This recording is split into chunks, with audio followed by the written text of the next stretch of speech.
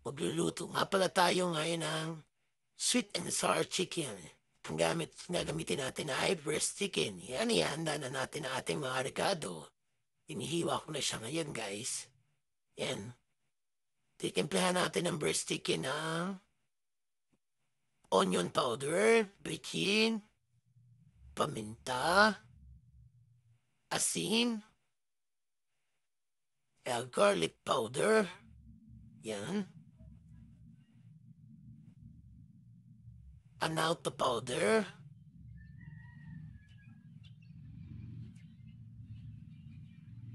At paprika. Yan po ang aking inhalo dyan sa ating breast chicken.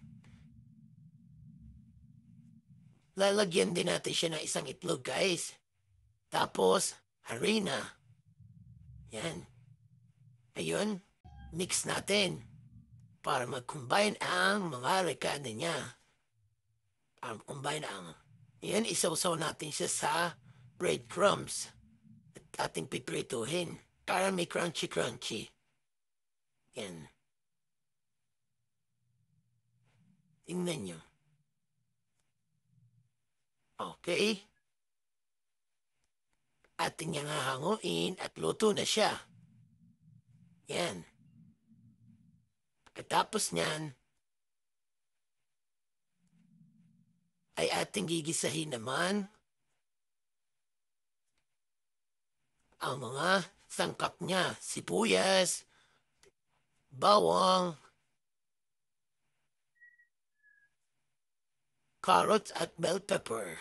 Yun lang akin nilagay. Tapos lagyan natin ng tubig, konting tubig. Yan. At tomato paste.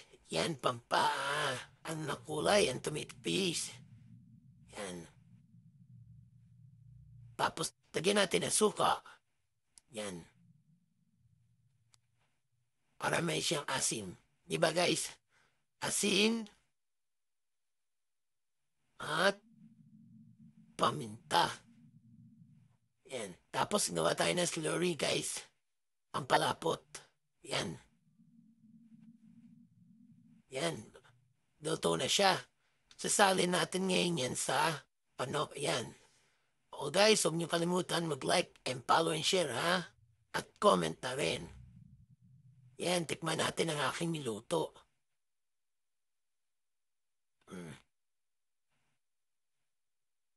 Ayan.